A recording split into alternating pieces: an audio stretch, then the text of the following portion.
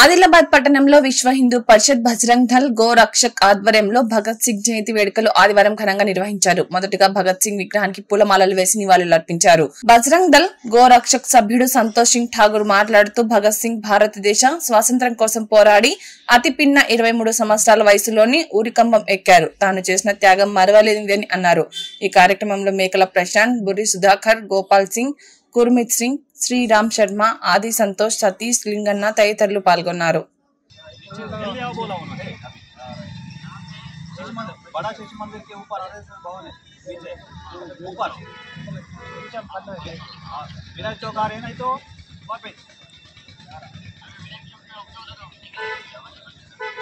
हम विनायक चौक पे आप उधर आए तो वहाँ पे इधर आते कि उधर जाते ठीक आ जाओ हम भी यहाँ पे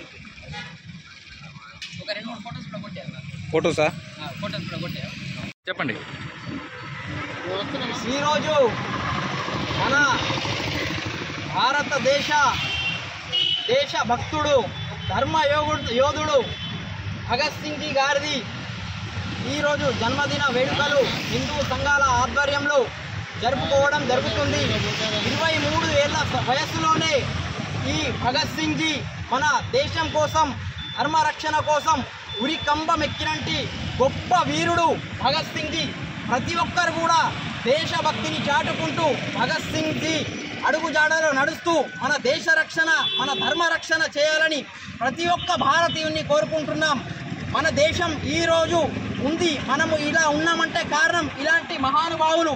అందుకోసం ప్రతి ఒక్కరు కూడా ఇలాంటి గొప్ప మహనీయులను తలుచుకొని వాళ్ళ అడుగుజాడలో నడుద్దామని కోరుకుంటూ మరొకసారి भगत सिंह जी तब तक सूरज चांद रहे।